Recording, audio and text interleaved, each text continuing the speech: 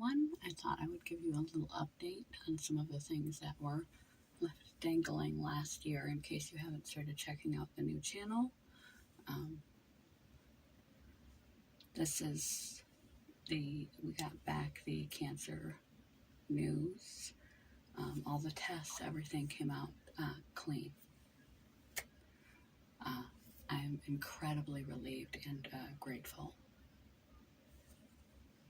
With his permission, I'm allowed to tell you who it was now that we know what we're dealing with, which by the grace of God was nothing. It was my partner of a decade. I don't know what I would have done whatever had to be done, but I just don't know what I would have done. I don't even want to go there. So that's nothing we have to worry about now. It's always floating there in the back of my head.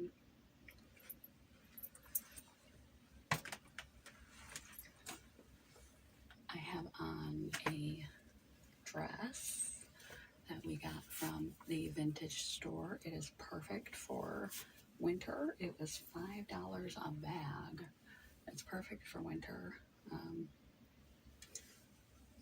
It's made of like a velveteen velour kind of a material, so it's really soft and cozy, not like wearing a dress. The belt is only an accessory in the front. You can take it off if you want.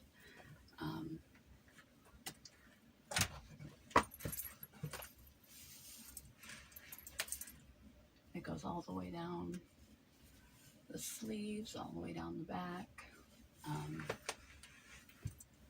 It is a light chocolate kind of a brown, espresso kind of a brown.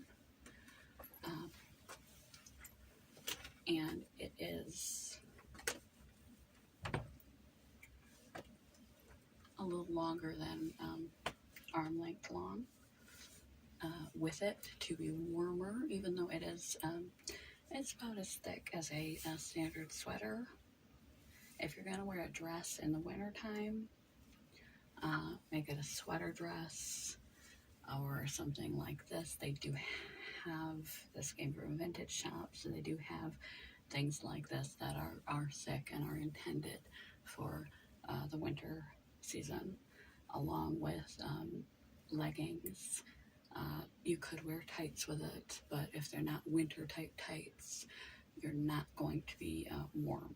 You could wear little cute patterned tights if you wanted to, because this is pretty neutral, and it even comes with shoulder blades or shoulder pads, and it zips all the way up here. The other sweater dresses that I have, one is too short. These are also resale finds. I actually have 3 sweater dresses besides this one. The other 2 look very similar. One is short sleeved and gray. It's like crocheted, so there's lots of holes in it, so you have to wear something underneath it, and it is very short, so you have to wear leggings or pants with it, because it is too long to really be a shirt and too short to really be a dress. It's somewhere in between. I typically will wear leggings with that, not tights, because it looks like you're walking around with just a shirt on.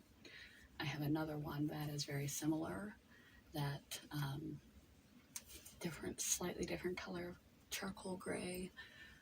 It has long sleeves, and it is long enough to be a sweater dress, but it is the same crochet type holey material that you have to wear something underneath.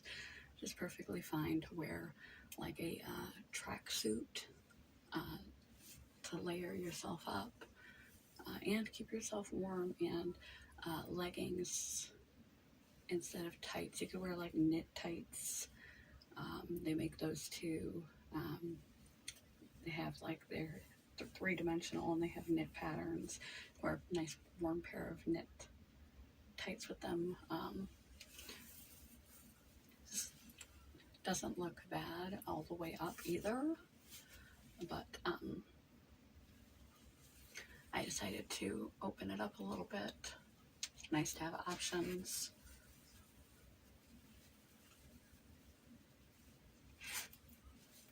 And wear it like this. With it, I am wearing leggings because it's winter. If you want to wear a winter dress, that would be that's fine. It doesn't like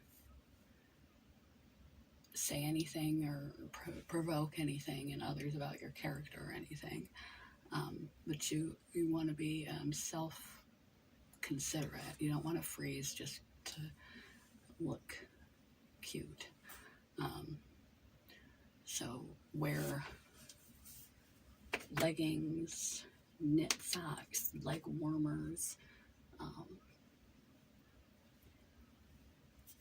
or really thick cotton socks, or your running gear underneath, instead of nylon stockings or bare legs in the winter. Also, I could wear this particular one because it is a very deep chocolate brown. I'm at my boyfriend's house, so these are the only boots. I wanted to say stockings and boots, same kind. These are the only boots that I have around. They look just fine with it, even though the belt buckles are silver, and this is brown with a decoration of brown. A plain flat pair of tights or of socks would have been better, but at least it's subtle, and it goes with the black on here. If they had gold fasteners, it would match better. I also have at home a pair of brown lace-up boots with fur at the top that would look really good with this. I have a pair of brown knockoff Uggs that would also look really good with this. This is a longer dress, and it is clear that I'm wearing, if you can, it's clear that I'm wearing, it goes like just above the knee, that I'm wearing leggings and just below the knee boots with it, so I'm fairly covered. I could wear the sleeves at my wrist, but my hands are cold, and I like this kind of a look anyway. But if you wear dresses in the winter, be seasonably conscious about what you are wearing. There's no sense of getting yourself sick to look cute. I don't know how this turned into a fashion episode, but whatever. I have lost so many earrings at my boyfriend's house that I don't have any here right now. They've all gone, and I've lost some that I really like that are individuals. He's made a little container for random Brenna things he finds around the house, like lots of solitary earrings. So I don't have any jewelry that matches this because I'm kind of I'll go gaudy on my work belt, I'll go gaudy on my hair tie, I'll go gaudy on my earrings, but I tend to not go gaudy on the clothing. Unless I'm really dressing up for like the celebratory videos on the other channel, or where I do a weekly series of obscure but real holidays that exist and celebrate. I will dress up for that and some of my fanciest dresses that I don't have other reasons to wear, but I wouldn't wear them, out. It's far too cold for that.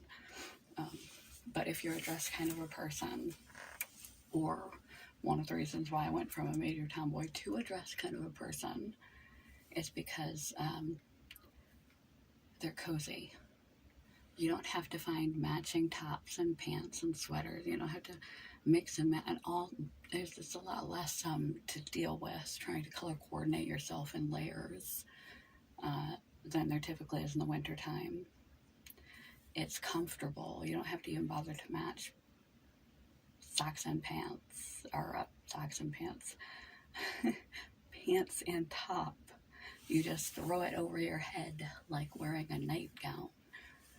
It's great. And depending on if you are conscientious about comfort and when you buy, and you don't buy for aesthetic, but you buy for comfort and wearability and how it fits into your lifestyle, this video would lead nicely into used less, which is going to be my next, or one of my next features on my other channel about odes to other creators that put out helpful content about all sorts of things. She talks about capsuling wardrobes and how to style yourself, along with environmentally friendly fashion is her mainstay, and fashion is one of the second highest industries of waste and environmental pollution there is, followed by coal and,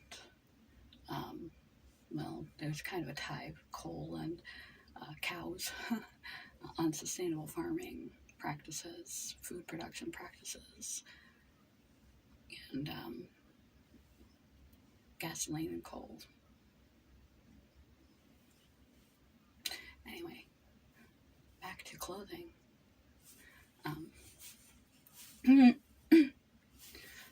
You want to be, if you are a dress kind of girl and you want to get away with it in the winter, or you are not a dress kind of girl, but you realize the pros of being a dress kind of girl. If you keep your makeup pretty natural, it's not like it's the summertime. It's just another layer, and you'll likely be 90% of the time covered up by your coat. Don't wear jewelry. Don't over accentuate. Wear natural makeup if you wear makeup at all. Throw your hair up in a bun or a ponytail, or if you're a redhead, any kind of pigtail combo you like. But just don't overdo anything. Don't overdo the jewelry. Don't overdo the makeup. Don't overdo the hair. And you won't look like you're dressed up. You can still keep your style and incorporate dresses. And like I said, I was always a tomboy until I realized that dresses were so much easier to deal with than pairing together outfits. You just pick the one thing up and throw it over your head like you're throwing on a nightgown. And that's it. You're done. You're done. And if it's a nice summer dress in the summertime, you don't even need to do your hair or makeup at all. Just go for that like nice natural look and summer look. And it's so easy. In the wintertime, you have to think about comfort, versatility, and warmth. You either want a nice, big, baggy sweater dress that you can layer underneath, like the two gray ones that I have. I have one that is solid and fitted like this. It is a thicker material than this, but it's not as comfortable. It's flexible, but it's not as comfortable. In the winter, don't get a bunch of straps and buckles and stuff all over it, because you will be potentially layered up in coats and jackets and stuff, and it will be unflexible and uncomfortable. The point is you do want to be warm and comfortable, like wearing a nightgown all day, and get away with it. And people will compliment you for it. It's awesome. That's why dresses are awesome.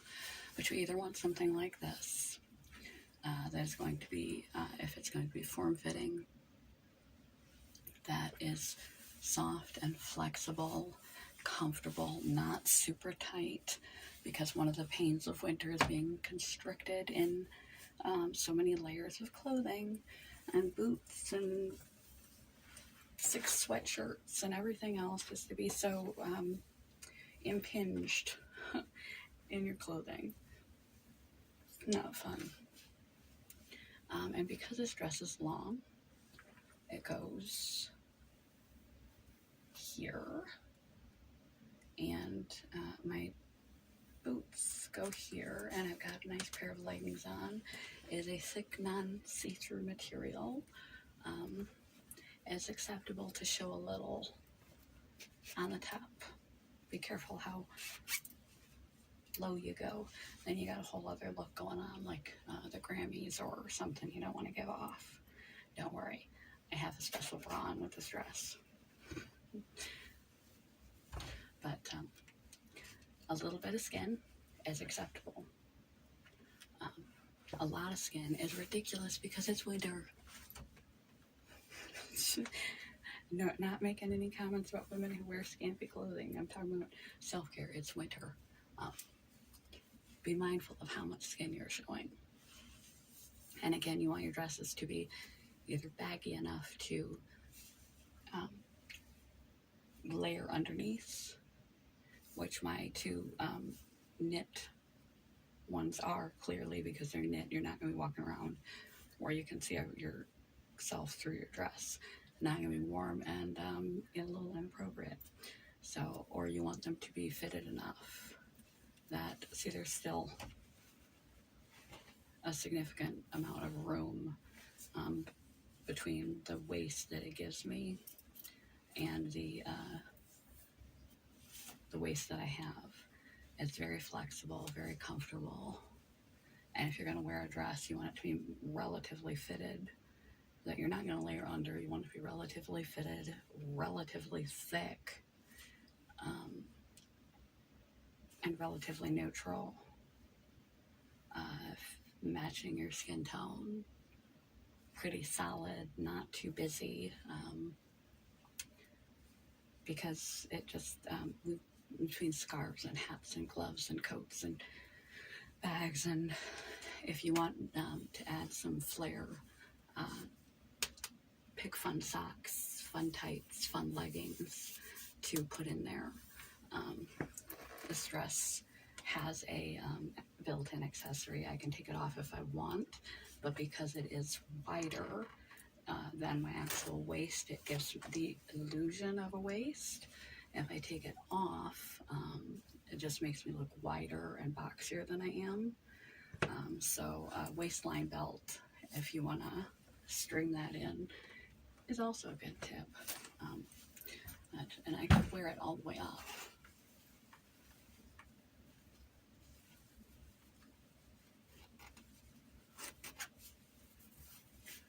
And it doesn't look bad either. It's slightly more conservative that way. It's the way I would wear it to work. If you're showing skin, especially if you're like 30 and up, pick lower half, upper half. Where do you want to show your skin? Don't show it everywhere. It gives the wrong message. The only reason why I wouldn't wear it like this is because I personally hate turtlenecks. Oh, freedom. It's just a little quirk of mine. I could still wear it collar up to church and be fine.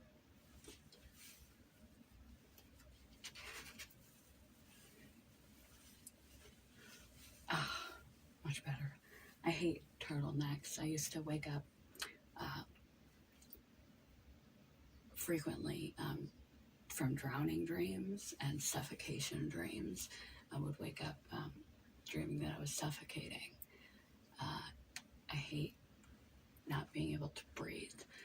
Before they fixed my lungs, I would have what they thought was asthma for like years. I hate being able to breathe. I have a lump in my throat that about 5 years ago they cut out and stretched my throat through their surgery because I choke on things, and I started choking on things again. So I think next month I will be having that procedure done again. And I would choke on food and I couldn't breathe. I hate not breathing. So anything that is constricting, of my throat, no go. Cute, would be cute on you, but it's a no go. I spent like 20 minutes talking about fashion. In the winter, you probably want a high pair of boots as opposed to short boots. I mean, mid-calf length, that's my boyfriend's favorite. Mid-calf length boots are good, but you don't, little tiny booties are not really gonna protect you unless if you're in a dress. It actually looks better to have a taller boot. I'm not the kind of girl that goes for the boots that go above the knee.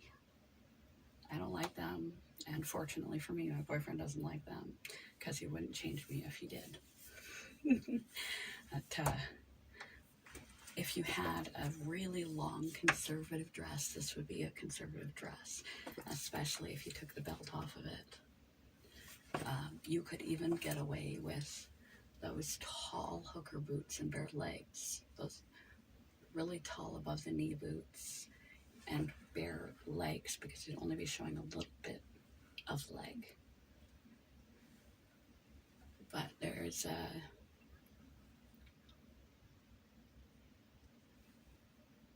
the way we dress influences us and influences the way that others see us. So when you think about your winter dressing and dresses,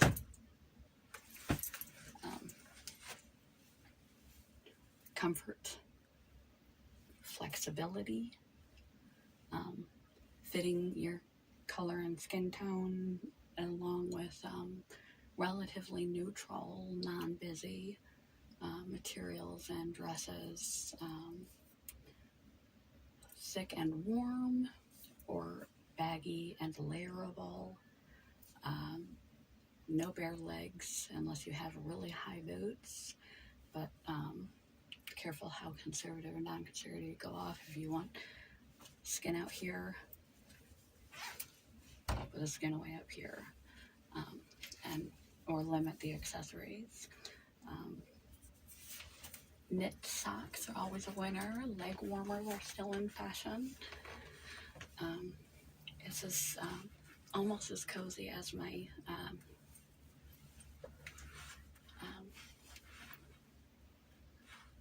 can't think of the word, my like sloth onesie. So I will have to, this is the first time I wore it. I forgot that we bought it. We bought it in the summer, so we tucked it away with winter stuff. And now it's definitely winter, and I found it. So I'm putting it on. Hey, now you can see the color of it. It's that chocolate brown, which matches my hair really well. And the texture is extremely soft. So yes, my partner, as of a couple of days ago, way circling back like half an hour, is cancer-free. He had a history of cancer in his past. It's always been a possibility in our relationship. It will always be a possibility. However, now that he had this unfortunate scare, it was a real scare. They wasn't just in our heads.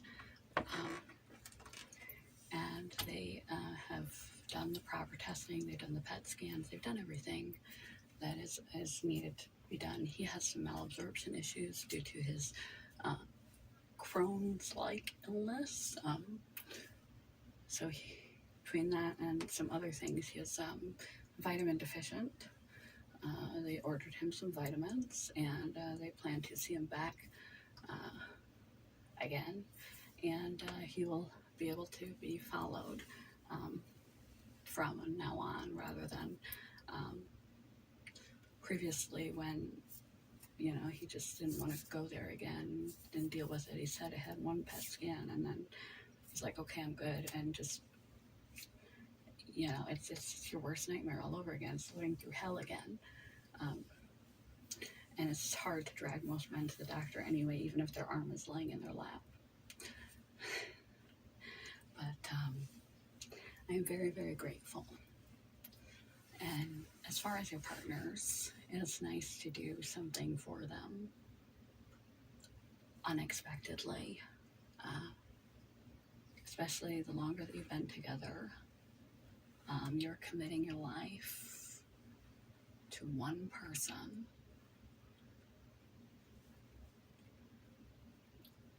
That you make a conscious effort to surprise them. It doesn't have to mean you go out and buy them flowers and you spend a bunch of money all the time on them. That's not what I'm talking about. Show up differently than what they're used to. If you're usually the shy little housewife, doesn't matter what gender combination we're talking about. We're talking about caricatures. When they get home from work, whoever your partner is, have a little short skirt on and say forget the dinner.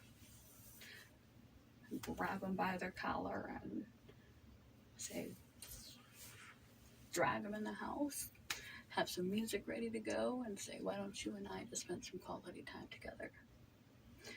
If you're both fly by night, working all the time, never see each other, schedule a date night. Make your relationship a priority. These are from the last couple of days. I wake up to a note in the morning. My device is charged for me at night, and breakfast usually cooked for me. And I send him little cute texts and set up the coffee pot so he's ready to go and doesn't have to do it. I just push go. And today I'm going to write him a little note, because that's usually his way and it's not something he'd be expecting from me. There have been times, depending on how early I wake up and how well I am, how quickly I will suit up and go buy him something random just to wake up to. Yesterday we went to the Dollar Tree for just some household cooking basics, and I nabbed him this. Yes, the bag and all. Valentine's fortune cookies. Fart machine.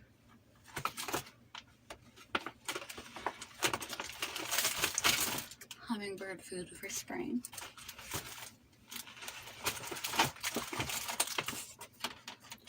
Grow critters.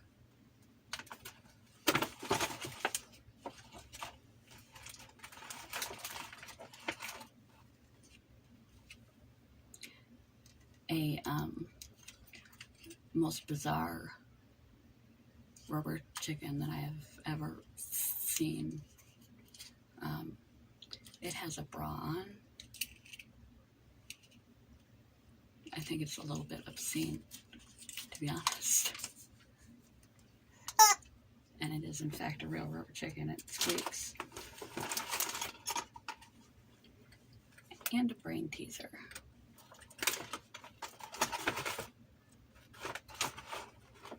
Has some other random stuff. Just because. Keep your relationships alive. Be spontaneous. Give for no reason. Give your attention and your presence. Put your phones away from time to time. Be interested in the things they're interested in, even if you're not interested in them. Be attentive and invest in them from time to time, because they are interested in them and you are interested in them being happy.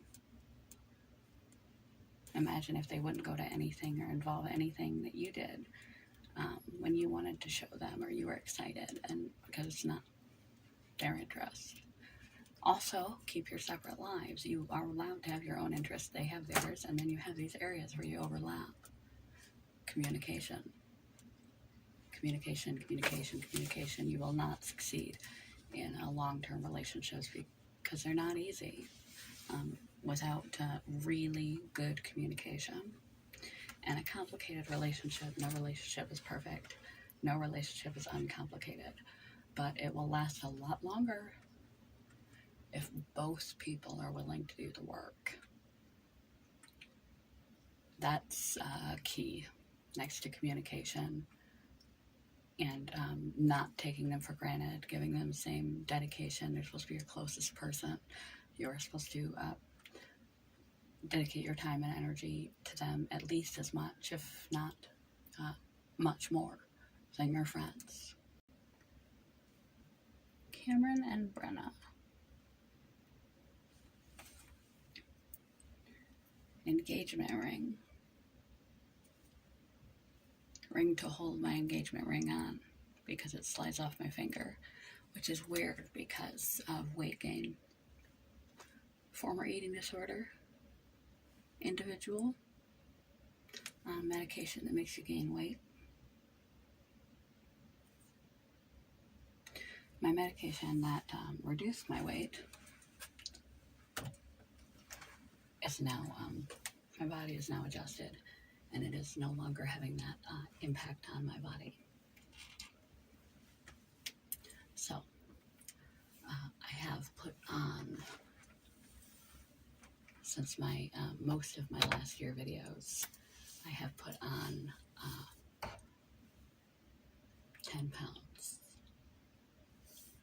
I'm on antipsychotics that increase your appetite, and antidepressants. They doubled my dose, which increased my appetite. A lot of psychiatric drugs are well known for increasing weight and appetite and potentially messing with your insulin. As my CFS has also gotten worse. So, yes, it is getting to me. Body dysmorphia doesn't go away. Just because negative coping mechanisms such as an eating disorder have. I still have my issues. And as the scale inches up due to my medication and the compounding effects of chronic fatigue syndrome, which has been getting worse and worse and worse, I'm able to do less and less and less. Less activity equals weight gain. And I lost my muscle tone. I'm deconditioned on top of it because I'm not, you have to do the exercise daily for maintenance, and I've not. So I've lost muscle tone, and I put on 10 pounds. And it does get to me psychologically. I try not to think about it. I've stopped weighing myself entirely because my health has got to be my priority. And if I let myself get too focused on the discomfort of the weight gain that psychiatric medications and my chronic illness has caused me, it could trigger me to do things that would be detrimental to my health, which would be bad for me in the long run. For my health, it would just compound the problem. The stress alone could compound the problem if I re-engage in eating disorder behaviors and not providing my body every chance it possibly can in every way that I can, including nutrition. It would be reckless and irresponsible. It would be the worst time to pick up a bad coping mechanism. Speaking of the worst time to pick up a bad coping mechanism, I went through that period unbeknownst, just oblivious to me in December, where I was drinking pretty much every day. Now, as a lifestyle mechanism, if it doesn't interfere with your medication, etc., 1 glass of red wine has been shown to help alleviate some fibromyalgia symptoms. However, I can get through a hell of a lot of wine, and it's a problem. Alcohol and your liver doesn't mix. Alcohol and OTCs don't mix. Alcohol and many medications don't mix. Alcohol on a regular basis and a productive lifestyle don't mix. Alcohol and a healthy body and mind don't mix. Alcohol and bipolar don't mix. So as a periodic, great, once in a while dosing, when nothing else is working, it would be appropriate. It should be considered a condiment, not a go-to. And I also have a history of alcoholism in my family very strongly. So I see where that leads, and I don't want to go there. So I've been working to greatly reduce my alcohol use. I didn't pull off a full 30-day booze ban, but it's greatly reduced to where it was. It's amazing how quickly something like that can sneak up on you. If you've never personally known an addict or alcoholic, you may not understand. You may be baffled by the whole situation of how someone can find themselves in that position, but it's really too easy of a process. But fortunately, I come with great insight through experience with those I was born to and those I have loved, to know what comes, know how it operates. So I'm watching that one real close, and I wouldn't suggest that be your go-to solution for anything, for your mood or your body, for any kind of pain you're in.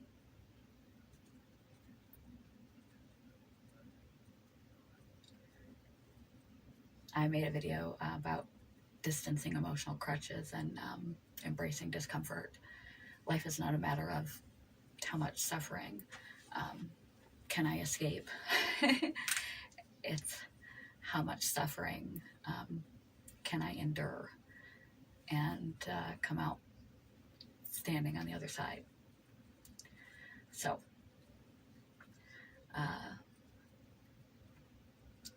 anything else? I finally saw a friend for the first time this year. Granted, it's only been like a month. I finally saw a friend for the first time this year. Socializing is really important for our overall health and mental welfare, but I've just been too chronically ill. Right now, my focus on my illness is fighting fibromyalgia, because I believe that's the third thing in the string of dominoes that occurred, and I'm going to unwind that one first. I think I might get a boost of energy, even a 10% boost of energy, just from not suffering 6 hours of excruciating pain every day. And back to the addiction thing, few people can understand how fibromyalgia can be a neurological central nervous system condition and be felt in the body and not be imaginary. Anybody who has experience with opiate withdrawals knows how exceptionally painful the wind blowing the hair on your arm can feel. Sheer pain is what your body is telling your brain that it is feeling, because you don't have the right pain dampeners in your brain, and your brain is hyper cued into sensation and abnormally interpreting normal sensation as pain. So if you come off of opiates, you suffer, and that is how fibromyalgia works. Largely, it is real, physical, excruciating pain. Because your nerve fibers, your central nervous system, your brain, and your pain dampeners are not working appropriately. So just because it originates in your brain, like a seizure originates in your brain, doesn't mean you don't feel it in your body. It doesn't mean you're insane. But that first day that it really worked, after I had it so severe, I was so sick I threw up. That first day that it really worked, I made it through my 4-hour shift with just one 15-minute break, and came home and had an hour to decompress and watch a little TV and relax before I fell asleep. That's the most energetic I've been. It was like a 10 to 20% difference. And I think it was just because I hadn't exhausted so much energy, suffering for so many hours in the morning. So the more contained I can keep my fibromyalgia, the better. If I can break the chain entirely like a panic attack to its trigger, fantastic. If I can keep it minimized, great. I'm hoping eventually that I can get it to stop entirely, and that it will boost my energy, keep my RA under control with medication, and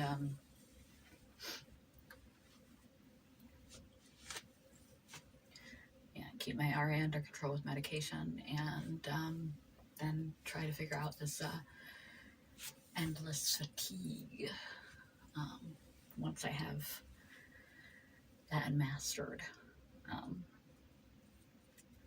Anything else I can think to update you on? Oh, they transferred me to a new building for about 3 months, and I transferred back to my old building with a new boss. Same work, new boss. Things are all in disarray over there. Things are all in disarray at work in general.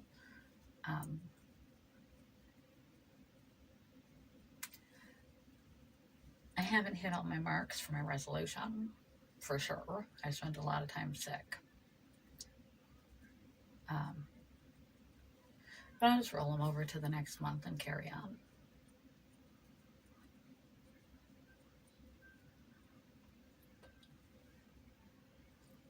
I can't think if there's anything else I wanted to update you on. Really, you might notice I'm missing my earrings. I believe I had earrings in the other video. I had started filming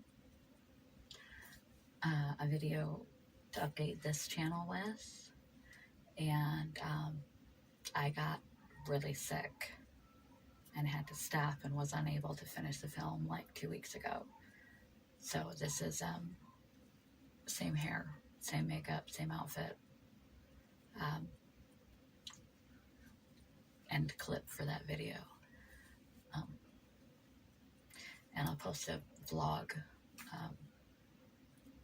from yesterday up, and at some point when I'm more with it, physically, etc., I will return periodically to this channel to give you more pointers on healthy, happy coping skills. Right now I'm faced with a new situation in my own life that is causing me to have to fumble, stumble, and bumble my way through to find what is the healthy, happy coping mechanism and what is not. What's a trap? Or a habit? Or a faulty belief I have about something, or the narrative I'm telling myself. I'm in a position where I'm making a lot of missteps. And I don't want to offer you missteps. I want to offer you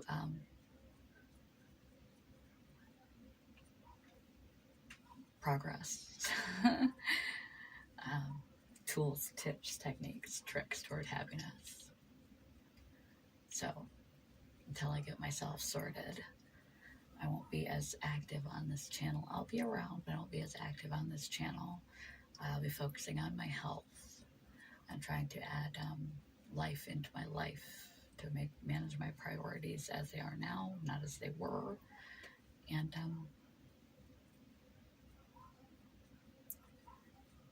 have fun as much as I can, because you get one life, whatever it is, you just get one. So try to make the best of it. Good morning, goodbye, love you guys. Oh, happy day, oh, happy day. Oh, pip, hooray.